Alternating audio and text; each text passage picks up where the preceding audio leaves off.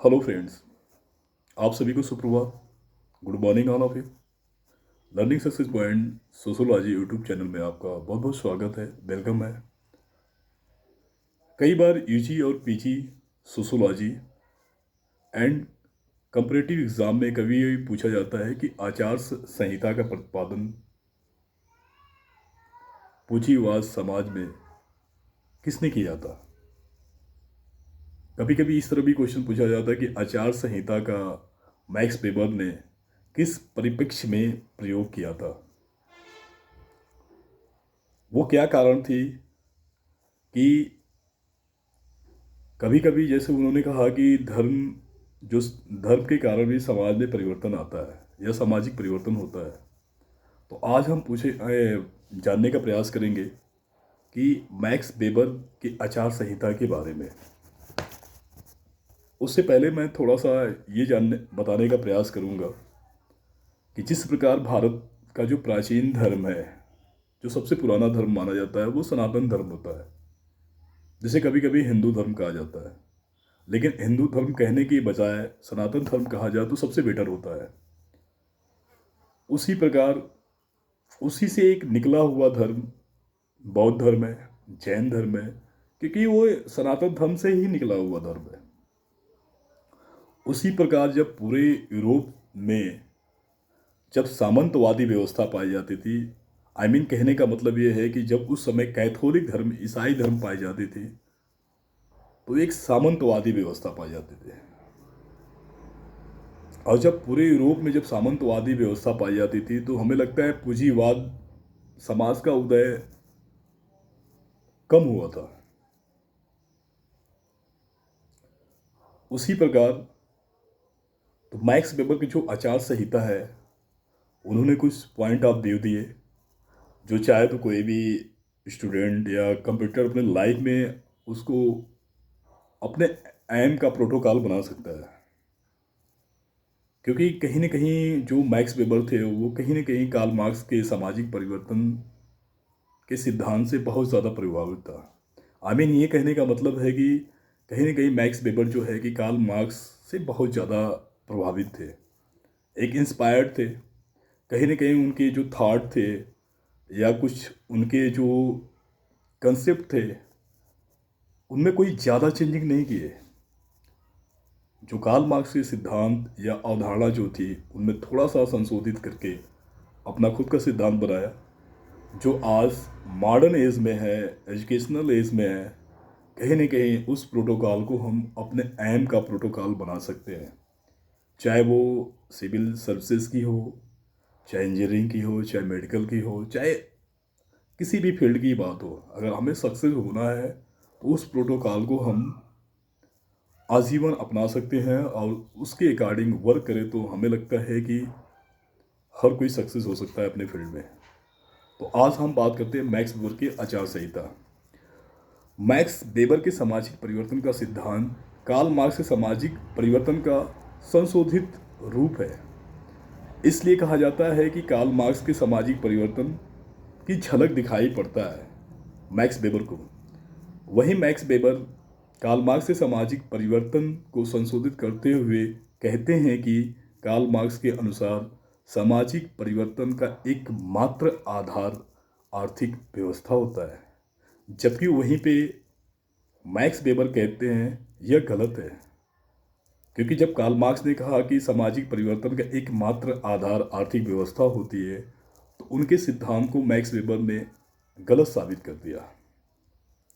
Max weber कहते हैं कि आर्थिक व्यवस्था सामाजिक परिवर्तन का एक महत्वपूर्ण कारक हो सकती है, किंतु एकमात्र आधार नहीं हो सकता।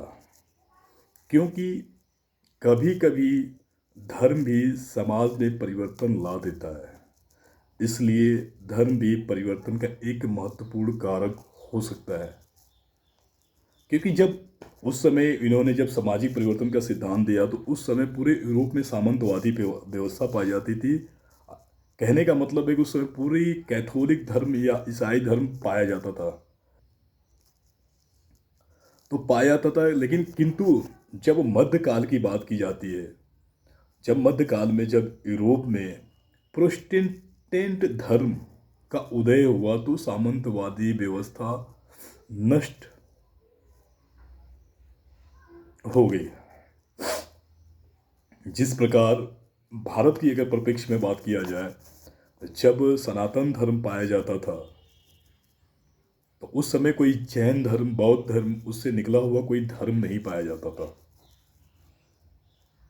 वो तो एक समय के बाद, प्राचीन काल के बाद, जब हम मध्यकाल की, मेडवल की बात करते हैं, तो उस समय महावीर स्वामी और गौतम बुद्ध ऐसे दो व्यक्ति पैदा हुए जो उन्होंने कहीं न कहीं जो सनातन धर्म की स्टडी किए और करने के बाद उनमें कुछ संशोधित किए। उसी प्रकार हम कह सकते हैं कि सनातन धर्म का ही एक रूप है, जो सनातन धर्म में ही एक अलग जो धर्म पाया जाता है, जैन धर्म या बौद्ध धर्म।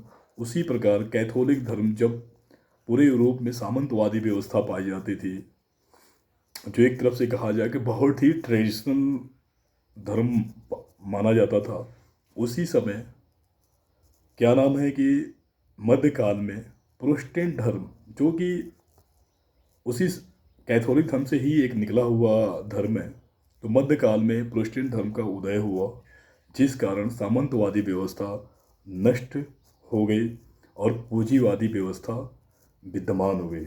इसलिए पूरे यूरोप में पूंजीवादी प्रोटेस्टेंट धर्म के कारण ही आया। इसलिए मैक्स वेबर कहते हैं कि यूरोपीय समाज में परिवर्तन का एक महत्वपूर्ण कारण धर्म है। इसी के चलते मैक्स वेबर ने प्रोटेस्टेंट धर्म की कुछ ऐसी आचार संहिता विद्यमान थी जिसके कारण पूंजीवादी आया। वो आचार संहिता निम्न प्रकार से है। मैक्स वेबर ने जब जिनके कारण प्रोटेस्टेंट धर्म आया, और ऐसी, क्योंकि प्रोटेस्टेंट धर्म में ही कुछ ऐसी आचार संहिता या प्रोटोकॉल पाए जाते थे, क्योंकि पूंजीवाद आया, जिसके कारण पूंजीवाद आया, और कुछ वैसे ही आचार संहिता या प्रोटोकॉल इस प्रकार से हैं। वो कहते हैं कि मेहनत का कोई विकल्प नहीं होता, मेहनत का कोई विकल्प नहीं होता, लक्ष्य तक पहुंचने के लिए सिर्फ मेहनत ही एक साधन है। रात दिन पागलों की तरह जीवन व्यतीत करिए, किस्मत को जानने का कोई तरीका नहीं है। तो मैं एक बार फिर से बताना चाहता हूँ कि वो आचार संहिता निम्न प्रकार से है। मेहनत का कोई विकल्प नहीं है, लक्ष्य तक पहुँचने के लिए सिर्फ मेहनत ही एक साधन है। रात दिन पागलों की तरह मेहनत करिए, साधुओं की तरह जीवन व्यतीत करिए। दूसरा, उन्होंने आचार संहिता का जो पॉइंट बताया था, सब कुछ पूर्व निर्धारित है, किस्मत को जानने का कोई तरीका नहीं है। तीसरा, उन्होंने पॉइंट बताया था, किस्मत को जानने का एक अप्रत्यक्ष तरीका है, वह यह है ईश्वर अपना राजकाज चलाने के लिए धरती से कुछ व्यक्तियों को चुनता है और वही चुना जाता है जिसकी किस्मत अच्छी होती है। ईश्वर, चौथा जो पॉइंट बताए थे, ईश्वर उसे ही चुनता है जिसे समाज में सम्मान प्राप्त होता है। और पांचवा, उन्होंने बताया कि सम्मान उसे ही प्राप्त होता है जिसके पास पूंजी होती है। यह आचार संहिता लोगों के अंदर पैसा कमाने का जुनून पैदा कर दिया। जिस दिन व्यक्ति को समाज में सम्मान प्राप्त हो जाता है, उस दिन पूंजी कमाना बंद कर देता था। इसलिए हम कह सकते हैं कि परिवर्तन का एक महत्वपूर्ण कारण धर्म भी है। तो ये थी जो मैक्स वेबर के आचार संहिता के जो पॉइंट। उन्होंने कहा कि मेहनत का कोई विकल्प नहीं होता है। अगर आपको आईएएस बनना है या कुछ भी बनना हो तो मेहनत का कोई विकल्प नहीं है। अब 24 घंटे में कितना स्टडी करेंगे ये आपके ऊपर डिपेंड करता है। तो उसी प्रकार वो भी कहते हैं कि लक्ष्य तक पहुंचने के लिए सिर्फ मेहनत ही एक साधन है, और रात दिन पागलों की तरह मेहनत करिए और साधुओं की तरह जीवन व्यतीत करिए। सब कुछ पूर्व निर्धारित होता है, किस्मत को जानने का कोई तरीका नहीं है। किस्मत को जानने का एक अप्रत्यक्ष तरीका है। ईश्वर अपना राजकाज चलाने के लिए धरती से कुछ व्यक्तियों को चुनता है और वही चुना जाता है जिसकी किस्मत अच्छी होती है। ईश्वर उसे ही चुनता है जिसे समाज में सम्मान प्राप्त होता है, और समाज में उसे ही सम्मान प्राप्त होता है जिसके पास पूंजी होती है। यह 5 प्रकार की आचार संहिता के कुछ पॉइंट बताए थे जो लोगों के अंदर इस आचार संहिता के माध्यम से पैसा कमाने का जुनून पैदा कर दिया। जिस दिन व्यक्ति को समाज में सम्मान प्राप्त हो जाता था, उस दिन पूंजी कमाना बंद कर देता था। इसलिए हम कह सकते हैं, मैक्स वेबर के अनुसार हम कह सकते हैं कि कभी कभी परिवर्तन का एक महत्वपूर्ण कारण धर्म भी होता है। तो ये थी मैक्स वेबर की आचार संहिता। अगर आपको कोई समस्या जरूर आती है तो आप ज़रूर चैट बॉक्स में शेयर कर सकते हैं।